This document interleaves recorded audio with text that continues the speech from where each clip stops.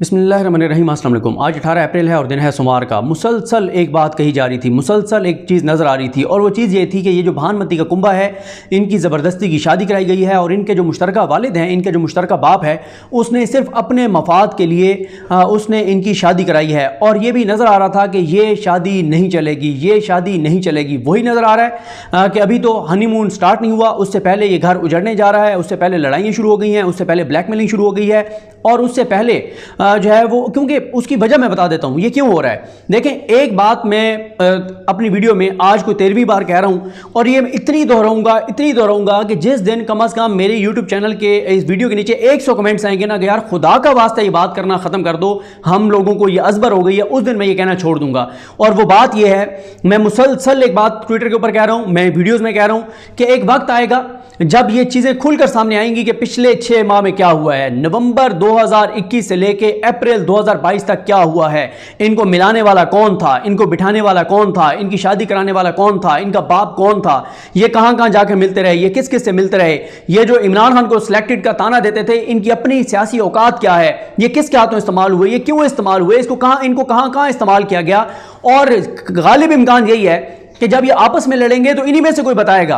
दो दोस्त चाहे मेल हो चाहे फीमेल हो, जब वो दो करीब रहने वाले लड़ते हैं ना, फिर वो सही एक दूसरे को गंदा करते हैं। बाद में तुम्हारा फलां के साथ चक्कर था, तुम्हारा फलां के साथ मामला था, तुम फलां के साथ आते जाते थे, तुम फलां के साथ आती जाती थी, फिर वो बहुत किस्से कहानियां निकलती हैं और इनके एक एक किस्सा कहानी आएगा। और एक चीज मैं आपको बता चुका हूं कि डाइट 7 अप, डाइट कोक का किस्सा भी आएगा कि कहां गए जहां पर खाने के बाद क्या डाइट 7 अप पीनी है, डाइट स्प्राइट पीनी है। ये किससे सारे आएंगे कि कहाँ जाके ये जो है वो फरमाइशें करते थे डाइट 7 अप और डाइट जो है वो स्प्राइट की और 7 अप की, ये किससे सारे आएंगे। ये सब कुछ खुल के सामने आएगा। फिर आपको पता चलेगा कि इमरान खान जो बात कह रहा था वो हर्फ बहर्फ सदाकत थी, इमरान खान जो कह रहा था वो सच थी।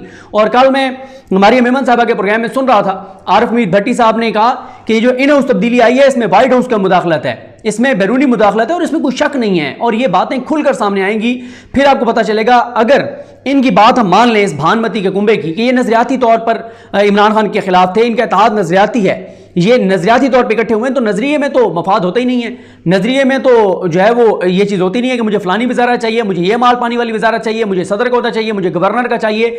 अब मामला क्या है? मामला यह है कि इनकी लड़ाई हो रही है मफाद के लिए। मौलाना फजल रहमान कहते हैं नून लीग को कि तुमने, नून लीग ने और पीपल्स पार्टी, तुमने तो नैब के केसेस खत्म कराने, मनी लॉन्ड्रिंग के केसेस खत्म कराने, उसके लिए तुम नैब में वो कर रहे हो, इन्फ्लुएंस इस्तेमाल कर रहे हो, एफआईए में कर रहे हो। असल तो यहां तक मामला लाने में मेरा किरदार है। मेरे मदरसे के बच्चे ना होते, मैं सड़कों पे ना निकलता तो तुम तो कुछ भी नहीं कर सकते थे।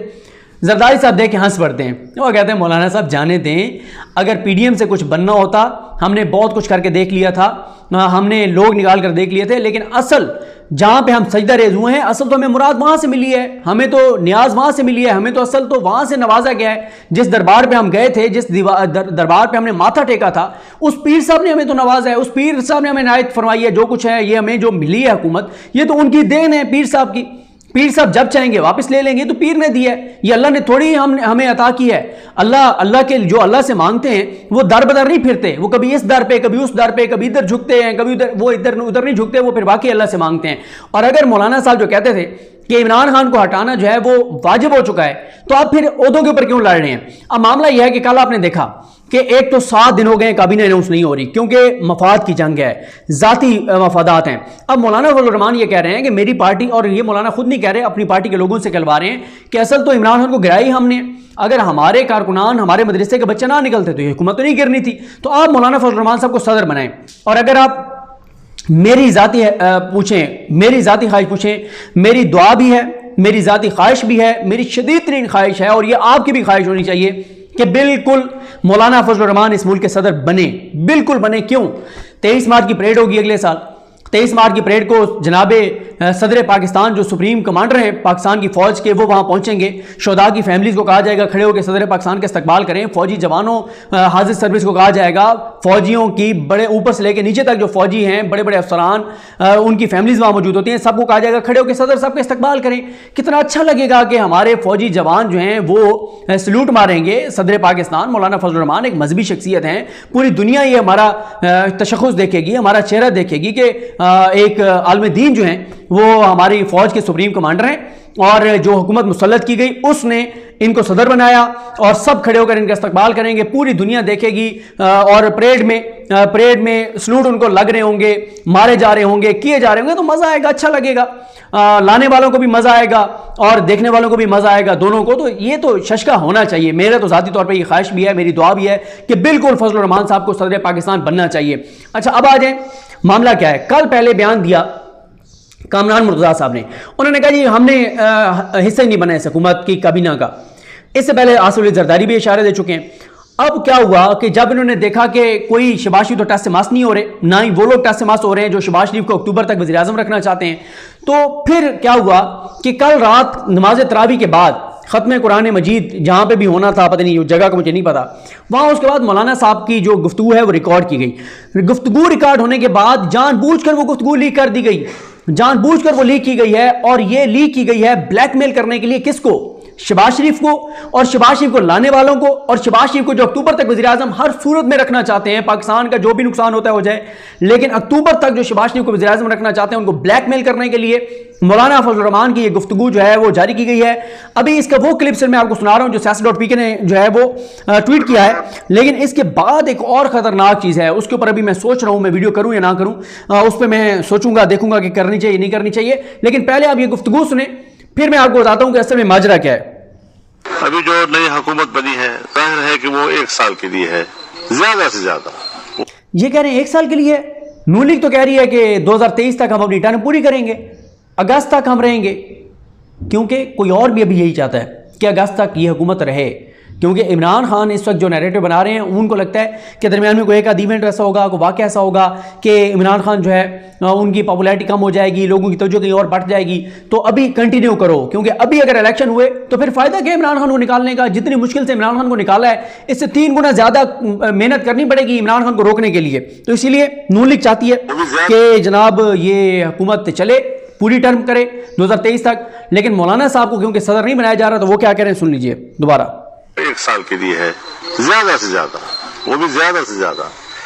लेकिन इस हुकूमत के अंदर जमीयत उलमा इस्लाम का अपना वजूद है, अपना तशख्खुस है, अपना मौक़िफ़ है, और हम उनसे ये कह रहे हैं कि हमें अब भी फौरी तौर पर इलेक्शन चाहिए। चाहे वो चला गया, उसको हमने रुख्सत कर दिया, फिर भी कौम को वो अमानत वापस करना हमारी जिम्मेदारी है जिसके लिए हमने जदोजहद की है। हाँ, अगर आप ये समझते हैं कि इंतखाबी निज़ाम में खामियां हैं, दोबारा उसके अंदर धांधली के इम्कानात हैं, तो वक्ती तौर पर इन असम्बलियों का फायदा उठा के आप इंतखाबी इस्लाहात कर लें, कुछ और ऐसी इस्लाहात जो नागुज़ीर हों, ताकि उस गंद का सफाया हो सके कि हम गदले पानी से तो निकले लेकिन दोबारा गदले पानी में न उतरे बल्कि शफाफ पानी में उतरे। तो इस हद तक अभी भी हम अपने मौक़िफ़ पे उसी तरह कायम हैं। मसलहत की भी हद होती है, इक़्तिदार और फिर उसको लंबा करना और गैर ज़रूरी तौर पर लंबा करना, यह शायद जमीयत उलमा इस्लाम का मौक़िफ़ ना हो, और इस पर हम अपनी राय रखेंगे और इनके सामने भी हमारी राय बिल्कुल वाज़ेह है। ये आपने सुन लिया। ये गुफ्तगू अगर उन्होंने करनी थी तो मीडिया को बुला के करते, सबके सामने पहले से रिकॉर्ड किया गया, फिर जानबूझ के इसको लीक कर दिया गया। खुद पार्टी ने ये लीक की गुफ्तगू, ये वीडियो जारी की बड़ी खामोशी के साथ, बड़ी बारीक वारदात के जरिए, बड़े तरीके के साथ, और इसकी वजह यही है कि ताकि ये मैसेज पहुंच जाए शहबाज शरीफ को भी और शहबाज शरीफ को लाने वालों को भी कि अगर फजल रहमान साहब को सदर नहीं बनवाया या कुछ तगड़ी मिनिस्ट्रियां ना दी, अगर इनको oblige ना किया, तो फिर हम जो है वो मजीद इस हुकूमत के साथ नहीं चल सकते। फजल रहमान साहब के बारे में एक तो मैं अभी जब इंशाल्लाह मैं एतकाफ़ में हूँगा उस दौरान जब आप वीडियो देखेंगे तो मैंने किस्मत खान जिमली साहब की वीडियो जो है वो कर रहा हूँ, जो विकीलीक्स में जो डिप्लोमेटिक केबल्स पाकिस्तान के हवाले से सामने आई थी उनके ऊपर पूरी एक सीरीज़ है जिसमें पता चलेगा आपको कि कैसे अमेरिका को हर चीज़ बताई जा रही थी इन दोनों के अदबार में, आसिफ अली जरदारी और नवाज शरीफ के दौर में, और क्या क्या गारंटीज ली जा रही थी और दी जा रही थी। उसमें सबसे ज़्यादा उन डिप्लोमेटिक केबल्स में आपको फजल रहमान साहब का जिक्र नजर आएगा, जिसमें पीपल्स पार्टी के एक रहनुमा ने अमरीकी हुकाम से मिलकर कहा कि मौलाना का तीखा वारदात यही ब्लैकमेल करते हैं बयानात देके दूसरा, मौलाना फजल रहमान के हवाले से एक अमरीकी सफीर ने अपने मुल्क में केबल भेजी जिसमें उन्होंने लिखा कि फजल रहमान अपने आप को, वो किंग तो नहीं है लेकिन अपने आप को किंग मेकर समझते हैं। वो समझते हैं कि वो हुकूमतें बनाते और गिराते हैं, और उन्होंने कहा कि उनके जो वोट हैं वो बराए फरोख्त हैं।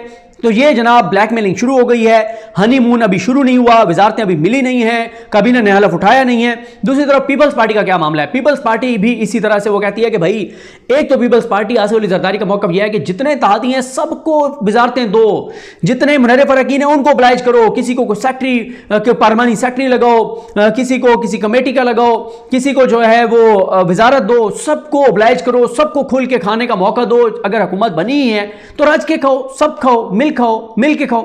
अच्छा, शहबाज शरीफ को टेंशन है, शहबाज शरीफ को, अच्छा पीपल्स पार्टी एक और भी है, उन्हें लगता है कि पता नहीं इलेक्शन 1 महीने बाद अनाउंस ना हो जाए जो इमरान खान कर रहा है। ये ना हो कि 1 माह बाद हम इलेक्शन में अनाउंस कर दें, कारकर्दगी को अच्छी हो नहीं तो हम भी गंदे हो जाएंगे। तीसरी वजह यह है कि बिलावल को इसलिए नहीं पीपल्स पार्टी चाहती कि वो बने वजीर के, ये हमेशा के लिए तारीख में लिखा जाएगा कि बिलावल भुट्टो जरदारी पहली मरतबा शहबाज शरीफ के वजीर थे, उनकी टीम के हिस्सा थे, उनके बॉस शहबाज शरीफ थे।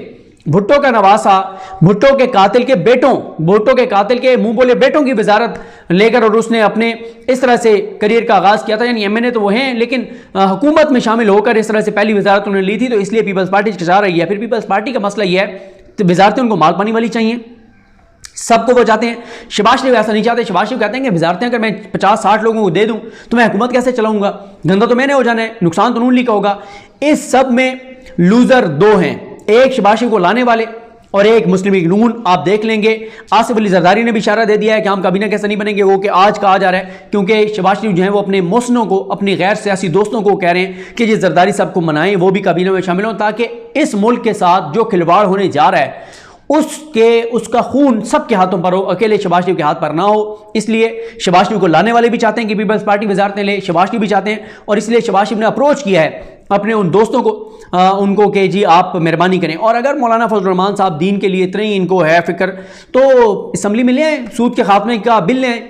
यह भी गुस्ताखाना खाके शाये करने वाला जो है, वो कार्टून बनाने वाला गुस्ताख जो है, उसने नबी करीम सल्लल्लाहु अलैहि वसल्लम की शान में गुस्ताखी किया, करारदाद ले आए। तो कुछ तो करें ना, पता चले कि दीन के लिए आप क्या कर रहे हैं, पता चल जाएगा। और इमरान खान तो चैलेंज कर चुके हैं कि फजल रहमान साहब और इनके वालिद मोहतरम को 50 साल हो गए हुकूमतों का हिस्सा रहते हुए, 5 अपनी दीन के लिए खिदमात गिनवा दें। और इन्होंने इस गुफ्तगू में आगे जो बातें की हैं उस पर मैं देखता हूँ वीडियो करनी है नहीं करनी, मुझे अपनी दुआ में याद रखें। और एक और चीज़ जो फजल रहमान साहब कह रहे हैं कि IMF के सामने इमरान खान ने सरेंडर किया, गलत कानून साजी की।